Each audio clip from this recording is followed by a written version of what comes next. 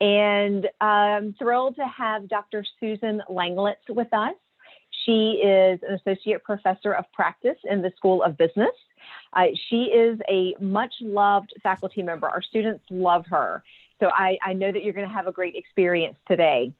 Regardless of your age, your career, what program you graduated from, or what stage you are in your life, there will be something for everyone during today's session.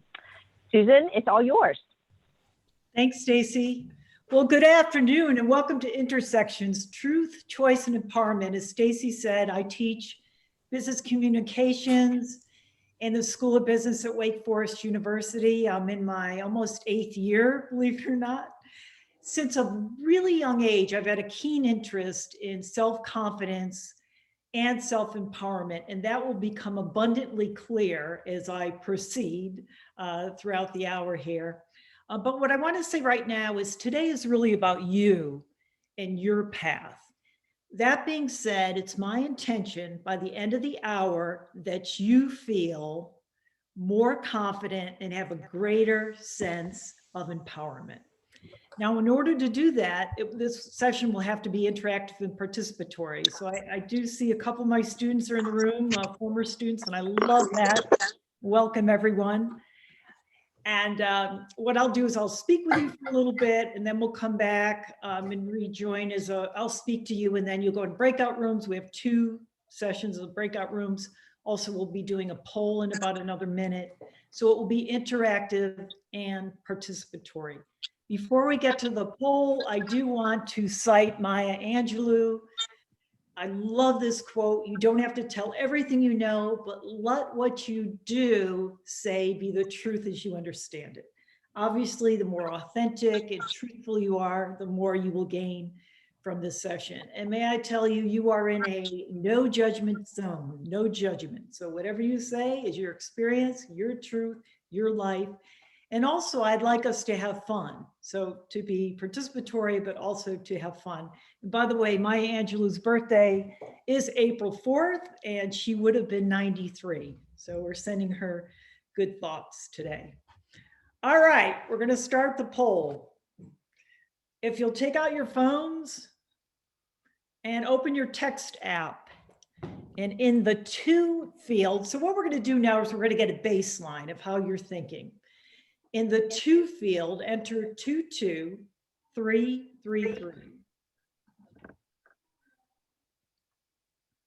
So 22333. In the text box, you'll text slang, SLANG, and then send. No, that's not my nickname, but that's how I was assigned in Pull Everywhere.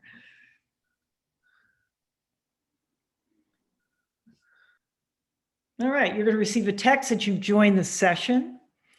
Next, the poll will open and you'll be asked to answer a question. Actually, the first 2 are yes and no, and the third is a word answered. All right, so we're all good. Stacy, we good? Did things come up like they should have? So I love when that happens. I don't see a question. Okay, here's the question. Okay. All right, thank you. Are you on the path you plan to be personally and professionally? Again, no judgment, either yes or no. Yes, you are, or no, you're not. I'll wait till...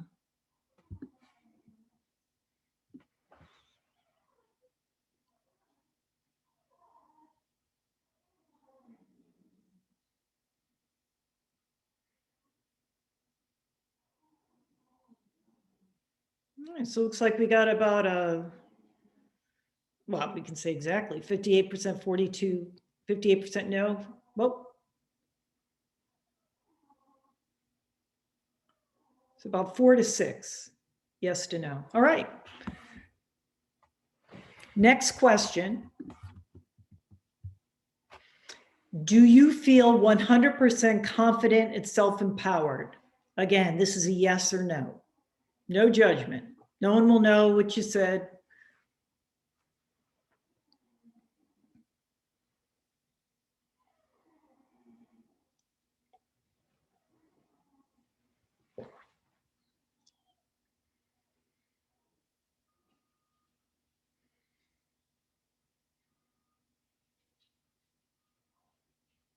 Okay, it looks like we have a 93 to 7%.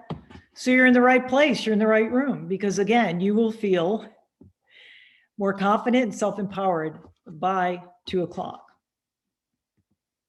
Now, for those of you who said you don't feel as confident and self-empowered as you'd like, why? And I'm going to ask for 3 words or less because we're going to see what people are thinking in general. This will be our word cloud.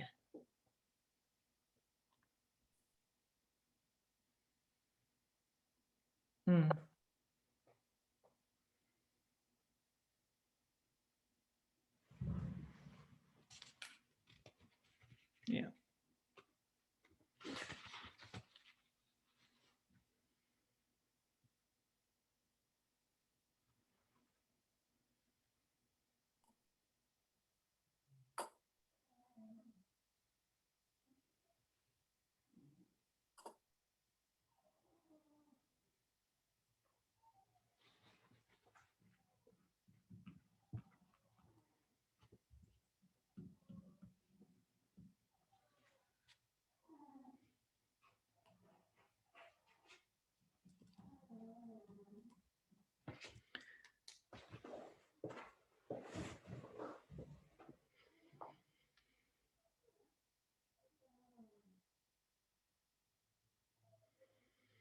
So this is very interesting. And one of the reasons I think this is so helpful, this exercise, is we see how one another are thinking and that we're not alone.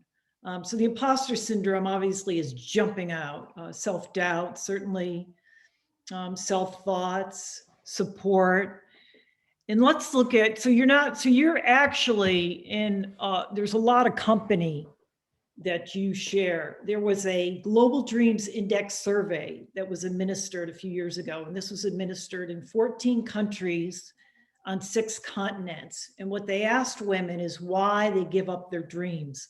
And the person who authored this article, which is in Forbes magazine, Sulema Garani, she does a lot of work with women and their dreams, and this is part of the reference list, so you may want to look into this. It pretty much echoes what you just said. Lack of support, which can include mentors. It could also be family members. Lack of resources or money. And also lack of confidence, which is the one that we're going to spend time on today.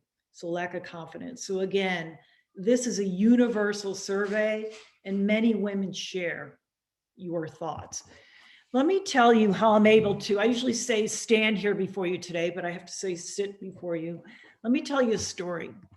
When I was really young, I had severe social anxiety. And in fact, in junior high and high school, I felt so anxious before I'd go to a party, I would be physically ill. And in fact, when I first had to leave to go to college, that was very, very, very difficult for me. But I did go to college and I went to a few. And of course, I went to school in the days when it didn't cost a second mortgage to get in. And I went to several schools. The last school where I landed was Towson University. And for those of you who are from Baltimore or the Washington, D.C. area, you know, Towson is about 9 miles north of Baltimore. And in the 80s, I was sitting in the classroom. Look, we're online now learning, but in the 80s, they had TVs bolted to the wall. And one day I was sitting there and I saw a speaker by the name of Leo Buscaglia. Leo Buscaglia in the 1980s and 90s was the most requested speaker for the PBS special series channel. And I looked at him and he spoke about relationships and harmonious relationships. And I thought, I'm going to do what he's doing one day. And you might think, well, that just seems a little bit counter to what she just said with this whole social anxiety. But that idea and vision hit me like lightning. In my final year, I had a student teach. So I thought, well, this is an opportunity to speak in front of a group of students. And I was scared. To compound matters, they had what was called the prophesizing professor at Towson. So I went into his office and I sat down. And he looked at me. I really didn't even know him that well. He said, Susan, you're not going to do well in student teaching. the kids aren't going to like you, and you're going to fall on your face and fail. And I thought, wow, that's a real great pep talk. But I went out onto the lawn and I was crestfallen and I cried and I cried and I cried. But here's where we come to the truth versus choice, right? Because all of you are at an intersection right now. Truth, choice. So back then, I had the summer off, the summer hiatus. And what I did in between his motivational speech and my student teaching was I did two things. The first thing I did was I enrolled in a 15-week Dale Carnegie course. That was intensive. It was 4 hours a week. So for 60 hours and at least 3 times a week, I had to stand up and speak. And when you stand up and speak before an audience and you see nobody's passing out, nobody's leaving the room, and in fact, you're getting validated, that is a huge surge of self-confidence. The other thing I did was I scripted and I practiced my lesson plans, and I used an audience of stuffed animals, which to this day, I have to tell you, they're pretty good. And I rehearsed and I practiced and I rehearsed and I practiced, and then I student taught. At the end of my student teaching job, I was offered a full-time teaching position, which was unusual for a student teacher because I was competing against people who had been teaching for a while. But what I want you to take away here before you get into an activity is confidence is not something you were born with. Rather, you grow confidence over time. How many times have we heard, oh, she's a natural or he's a natural? Or I've had a lot of people come up to me and say, oh, that's great that you can speak. You just get up and speak in the moment. I don't. I mean, thank you, but I don't. So it's not so natural as we need time and attention. What I'm going to ask you to do right now, and Stacy's going to put you in breakout rooms, is in pairs. So you'll be with one other person. I want you to think about a time where you had a goal or a vision and someone or something discouraged you. What did you do specifically to achieve your goal? So I'll give you a little bit of time right now to think about this. You may want to write it down, and maybe it doesn't, this is your life. So whatever comes to mind is perfect for you. And then in about another 30 seconds, Stacy will send you into your breakout rooms. These are arbitrary. You'll speak 5 minutes each person. So similar to what I just did, talk about whatever it was that happened with you. You're on this path, this person appeared, or this situation appeared, and what you did, the steps you did to achieve that goal. Okay, 5 minutes. All right, person. Here we go. And I'll send a quick reminder when it's time for you guys to switch partners.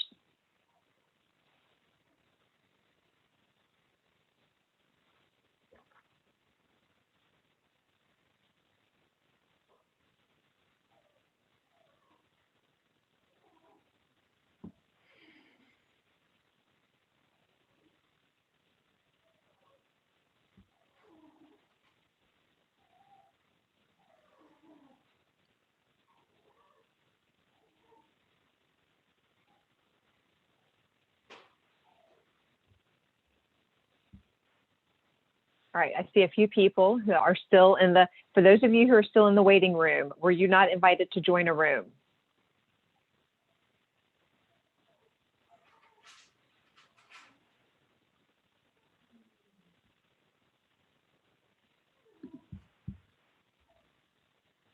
Stacy, I was invited to room 9. I don't know if that means anything, or I just clicked later. Let's see. I wasn't put in a room. Okay. Give me a second.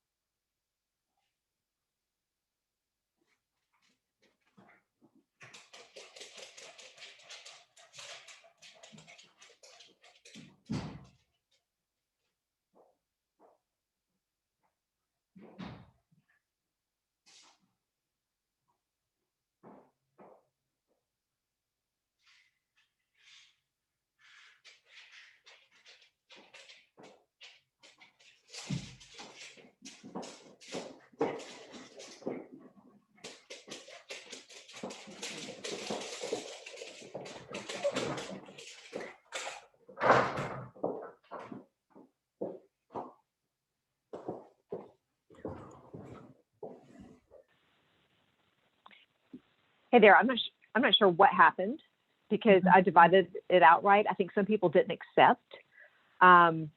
So Laura, who you see, she Yep. is in charge of Women's Week for the whole week. So Okay. she does not want to be in a breakout room. So we're good to go. Everybody is in a room. Great. Thanks, Stacy. Could you hear my dog? I could not. Okay, good. So we'll give it about 3 more minutes and then I'll bring everybody back. Fantastic. Thank you.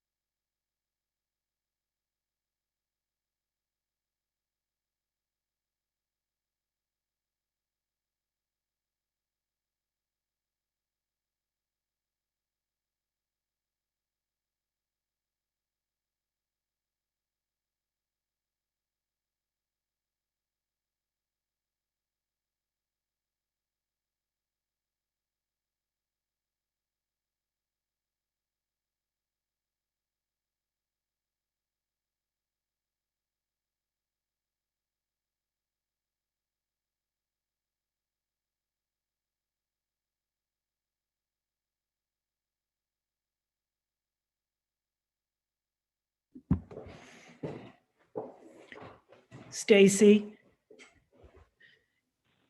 Yes? if I ask that anybody wants to add anything to the chat, are you good with that? Yes. Okay. Thank you. And then I'll let you know if there are things that come up like questions or anything else. Thank you very much.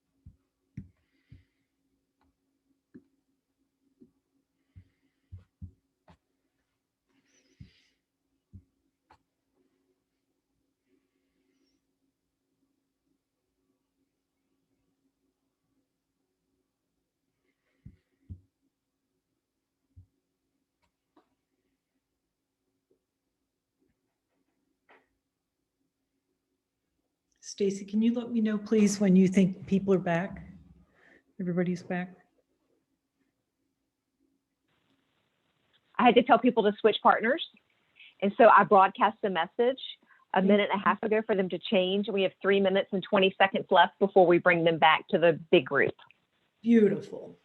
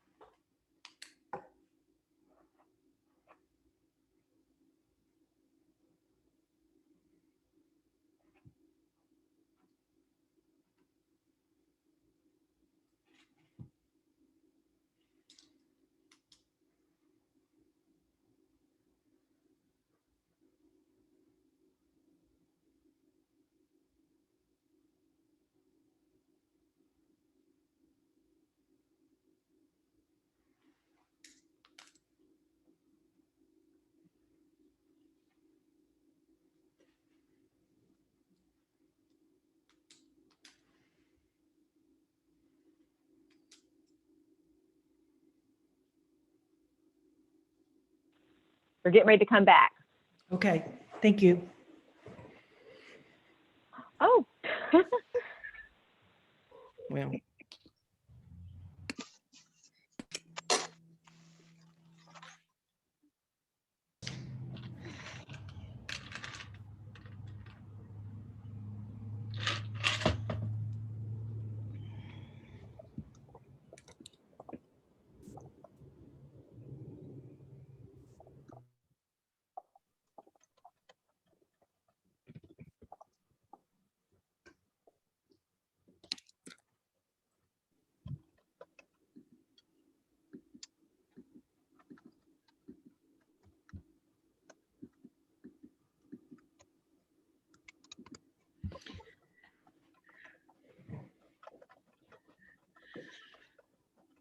All right, Stacy, if you can let me know when the gang's all in. I think you're good to go. Beautiful. All right. Would anyone like to share a thought, or do you have a question? Let me give you a sense of a takeaway, and then maybe this will prompt a question. Oftentimes I say to myself, if I'm feeling less than confident, if I could do it before, I can do it again. I almost make that a mantra. If I can do it before, I can do it again. So I say that to you. If you did it before, you can do it again. The other thing I like, another quote, Martin Luther King, if you can't fly, then run. If you can't run, then walk. And if you can't walk, then crawl. But whatever you do, keep moving. Love this. Anybody I have? have a question. Yeah, I do yeah. have, Tisha, this is Tisha. Hi, Tisha.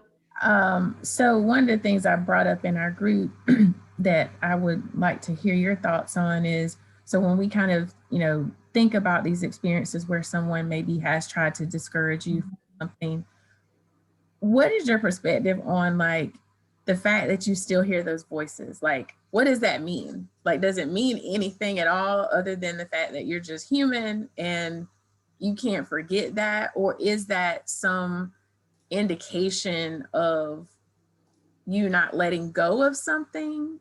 Like, does it mean that you believe it in some way, if that makes sense? Because It does make sense, Tisha. it's like, just do confident people still have to silence negative voices? Absolutely. Absolutely. And in the next, we're going to pivot a little bit and get into a different area, but absolutely. And many times people are symbolic, right? So I didn't really know that man well. I guess he had the job of predicting how well students would do in student teaching, but I didn't really know him, but he personified other people I'd known in my life earlier who were destructive. So when I heard that, a lot of times we just take that ball and run with it, right? Because I didn't even know at the time. I mean, I could have said to him, what do you mean? Can you give me an example? What are your expectations? But we're the ones who live inside of our own minds all the time. And this is where choice comes in, which is just phenomenal because we can choose what to believe. And that's why I said confidence is something that you grow into. Granted, you're not going to go from A to Z in 5 minutes, but we have the choice to take the steps to show ourselves. So when I student taught the first day, that went well. So I built on that. Second day, and so on. So that changes our frame of reference. But yeah, it could be a multitude of reasons why you think a certain way. But the positive, I think the most encouraging aspect is that you then have the choice to change your thoughts. Also, I'd like to add, Tisha, I'm glad you asked a question. It's important the people with whom you choose to surround yourselves, because many times we don't have a choice at work, right? We work with certain people and we do the best we can. But on your own time, surrounding yourself with people who are positive and constructive and forward thinking. Thank you for the question. Yeah, thank you. Yeah. All right. We're going to shift gears a little bit. And this is where the self-empowerment comes in. When I've gone to museums such as the Smithsonian, I also had the opportunity, which was amazing, to go to the Louvre in Paris. I like tapestries because they look absolutely exquisite to me. And the thing about tapestries is they look symmetrical, they look beautifully created. And I think tapestries become a metaphor for how we see how our own paths should be, and many times how we see others' paths, right? We think, oh, that person had this easier or that, or it seemed to fall into place. So it becomes, here's another beautiful design. Tapestries become a metaphor for how we see other people, and we think everything is set up. And if you turn a tapestry over, if any of you have ever had the chance to do that, what you'll notice is it looks like tangled jewelry, right? A mishmash. And what I would argue is our path is not linear, rather woven from a thread of experiences.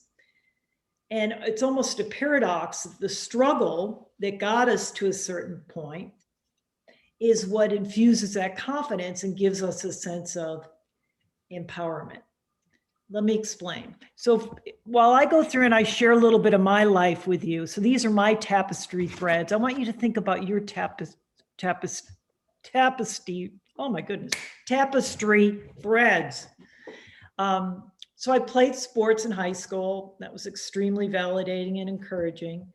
And there's the student teaching I already told you about. My very first job was with the New York State Health Department. This is Albany, New York. That's the Empire State Plaza. Washington, D.C. I spent a lot of my career in Washington. And for each one of these experiences, there's also many, many other threads, right? I mean, if I talk to you about sports, there's a number of stories there. And again, in your life, you could formulate your tapestry threads. Boston, University of Maryland, that's where I went to graduate school. That was my first dog, Penelope.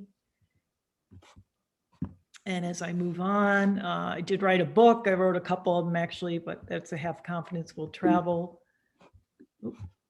And when I started my business, which was right around the age of 40, I was traveling a lot. Planes, Trains, and Automobiles, if you remember that movie. So I could be 2 days in San Francisco speaking and turn around and go to Chicago. But in one of those experiences, that's what I want to tell you about. Oh, and those are my nephews. So this is a tapestry.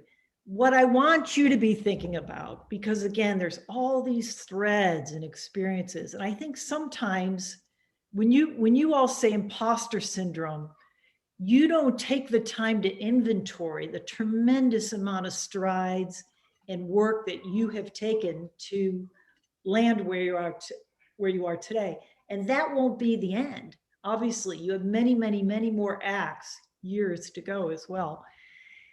But what I want you to think of right now, and this is important because you're going to do this in a breakout room too, is a transformative experience. So I'll share with you one of my transformative experiences.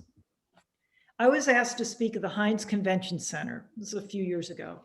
And when I walked in, so I was so prepared, and keynotes, you've all been to conferences and keynotes. Heinz Convention Center holds about 2,000 people. And I was the featured speaker. And when I walked in, I got there about 3 hours early. I walked in, there were rounds of tables. There were no people in there yet.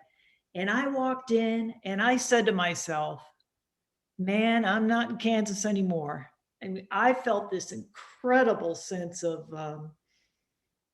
confidence and self-empowerment. To make things even sweeter, the day before, Oprah Winfrey had presented at the Heinz Convention Center, and I had her technical crew. So behind here, behind the stage, it looks like a NASA control center. There's a group of people and they're controlling, like a wizard behind the curtain. And I saw a chair and it on the back, it said Oprah. And I thought, I'm going to sit in this for just a minute. That was a transformative moment. But like the tapestry, that didn't happen in 2 weeks. Everything that happened to me. So Tisha, even going back to your question, the man who appears and says, you're not going to do anything, I can actually thank him, right? Thank you. Because they're all teachers for us and all help us take a next step, the thread of the tapestry to create this beautiful woven ornament. What I want you to do, oh, and there's me that was that day. What I want you to do, and really relish in this, think about a personal transformative experience. And by the way, I'm not just talking about speaking, whatever it is for you. So for example, I have a really good friend, she lives in Michigan. And since the time she was 10 years old, she wanted to be an author. But she got a lot of information, her father said, hey, you gotta do something that makes sense, that's stupid. And she also was dyslexic, and she also never finished college. So it took her 21 years to finish college. And when she did, she authored a book. And she said the first time she held on to that book and felt the paper, that was a transformative moment, transcendent moment. And she thought, wow, but that wasn't something that happened yesterday. It took her that time. So what was your transformative experience? You're going to go back into breakout rooms. Again, pairs, you'll be with a different person. But think about what was life-changing, a peak experience, self-discovery, something that you'll never go back to the way you were before. Any questions on this activity?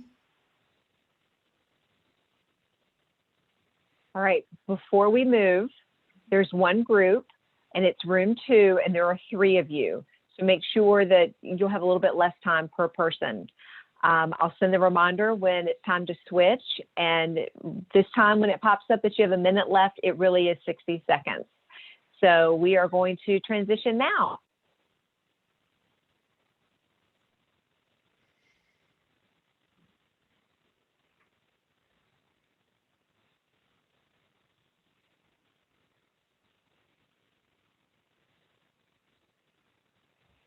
Okay, so I figured out what to do this time. First time I did it, it automatically moved people into rooms. And this time I manually put people in rooms, and that way if I saw somebody drop off, I could fix it. Stacy, I can't tell you how many hours I spent working on breakout rooms last fall. One day, Jay was in there and he couldn't get it. So the breakout rooms, right? Well, what happens in the last one, I mean, I knew how to do it. Like I've done it before, but it was almost like a delay between the time I released everybody and then seeing people and being able to move them. It's almost like I just couldn't do it right then. You live and learn every time you do it, right? You learn something new. Oh, yes. I have my timer on, and I'll send the message when it's time for them to switch. Okay. Stacy, what do you feel this is going okay? I think it's good. I think that being able for them to talk to another person, you don't have a lot of those opportunities where it's a one-on-one conversation in a Zoom session. So I think that that's really powerful for people. Okay. Yeah, I had no idea you wrote a book. I'm enjoying it as well. Oh, good. Great. It's great. Thank you. Hi, Susan. I just wanted to say hello. I don't know if you remember, we met over in Farrell a few years ago before one of the other Wake Women's weekends at the time. I remember. How's everything going? Great. It's a great week. I think everyone, I'm trying to log in at least for a portion of all of the sessions, and I've seen a lot of people that are not only are they continuing to join in on sessions, but their registrations are continuing to come in. Have you found that, Stacy? I think people are enjoying them, and so if their schedule opens up, they're registering for something later in the week. So it's been great. Oh, good. Yeah, it's a lot of work. And I think I love that you're doing the small groups, because I think that's what women enjoy too, to have that time to talk with one another. Yeah. Well, and sharing, yeah, is really important, and it's a type of validation as well. Absolutely. Well, I'm gonna log off again. I'm gonna just be lurking in the background listening while I'm multitasking, but just want to say hi. Yeah, thanks, Laura.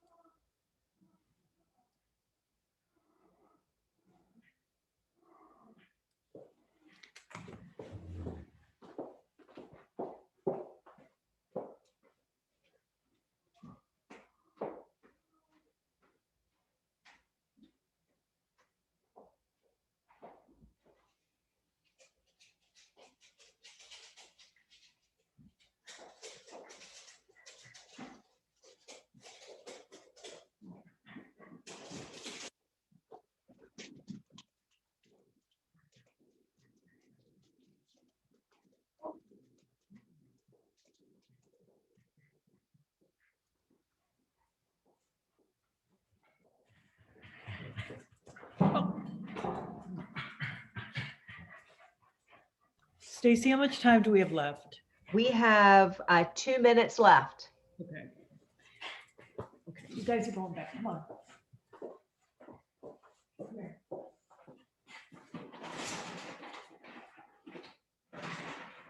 on.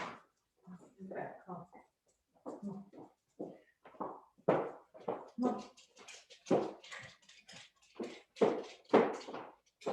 Hubert, Kelly, come on. Hubert.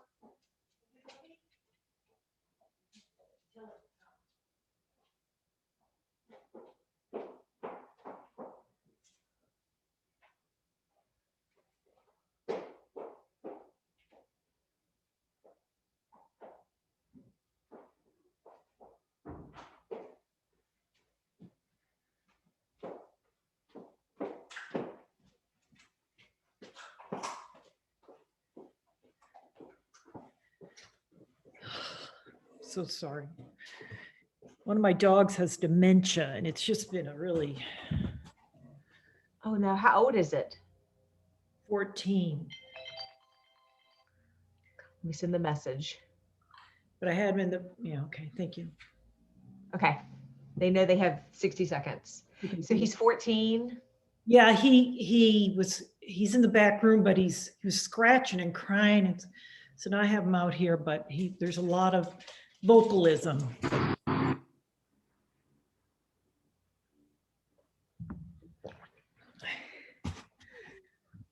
It's hard to see your pets get old, isn't it? Yeah. I have two cats, and they're both like 15 and 13. So Yeah. They're both healthy, but they're not going to get younger. Right. Right. They're such a huge part of life. And you know. They are. I include mine on my Christmas card every year. I love it. I love it.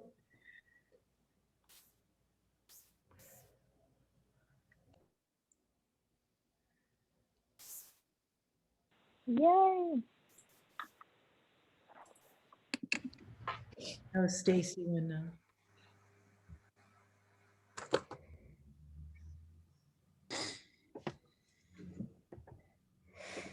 think everybody's back, Susan. beautiful. Thank you. I'd love to hear someone's experience if you feel comfortable sharing.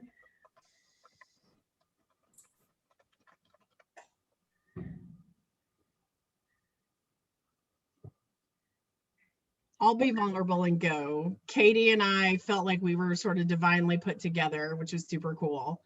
We're both from the Midwest and have some shared experiences. I live in Charlotte now. She lives somewhere else, but is trying to get back to the Carolinas. We both randomly had some German language experience and reminisced about a favorite professor, despite the fact that I was way many more years ahead than she was. So she talked about the experience of traveling to Germany in high school and how that really opened her eyes to what was available to her and what she wanted as an adult, and sort of this, that life exists beyond high school, which I think some of us can all relate to. Yes. And so that was really, really super cool. And then I just shared with her my journey of realizing that while my 20 years in corporate America were amazing and equipped me well, that it was time to move into the nonprofit sector. And so that's actually the sector she works in. And so with her desire to relocate and my connection in the nonprofit community here in Charlotte, like we both kind of realized that we've transformed into these people, and that, you know, life has a way of bringing the right people to you at the right time. And I've had more than one serendipitous conversation this week during Wake Women's Week. So I'm grateful for the university's investment in their women alumni. And it was a really good conversation. And I'm always grateful to meet other Lady Deeks. So thank you. Oh, thank you, Kristen. That was a lovely story. And I don't think it's by chance that intersections, right? Truth and choice. The other thing I want to say, and Kristen, coming off your story, is that, I mean, the biggest word or words that I saw was the imposter syndrome initially.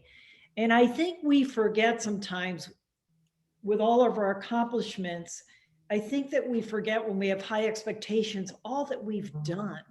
And I think today is a chance for a celebratory. moment with that. And that you should really relish and take the time and inventory your threads. So Kristen, that was a great example of that. The other thing I want to say, because I know we're coming to a close, is Pima Chadran, let difficulty transform you, and it will. In my experience, we just need help in learning not how to run away. I like that quote. I am who I am today because of choices I made yesterday, Eleanor Roosevelt. What I want to leave you with as far as what's next is, what are you passionate about? So think about those transformative moments, because that's what's going to give you energy. It's going to inspire you.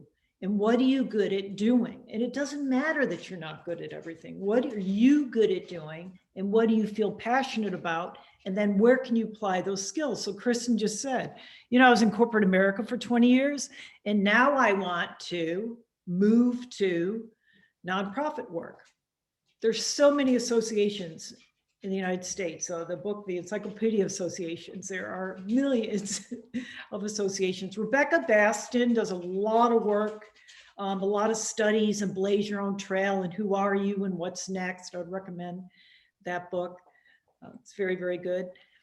Before I close, I want to ask, are there any thoughts, or anybody else want to say anything?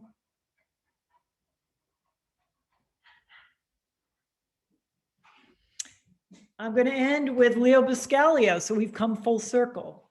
The easiest thing to be in the world is you. The most difficult thing to be is what other people want you to be. Don't let them put you in that position.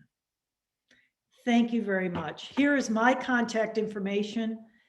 I would be more than happy to work with you. This is actually, as you can probably surmise, about a 1 to 2 to 3 day program. And we did it in an hour. My intention was that you feel confident and more empowered. And my hope is that you feel that way. Thank you very much. And thank you, Susan, for your time today. Thank you, alums, for being here. There are still plenty of other sessions you can register for the rest of the week, so I encourage you to check those out.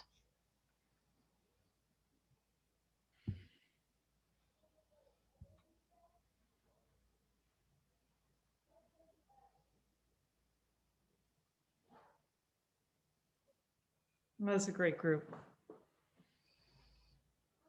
Well, again, I love the breakouts. And I'll stop the recording, and then I will, when I get the link, I'll send it to you. That way you'll have it. Thank you, Stacy. And thank you for all your help. Thank you for fielding all my emails. Oh, anytime. I'm sorry for all my questions. I was like, oh my gosh, I have one more question for her. That was a good group.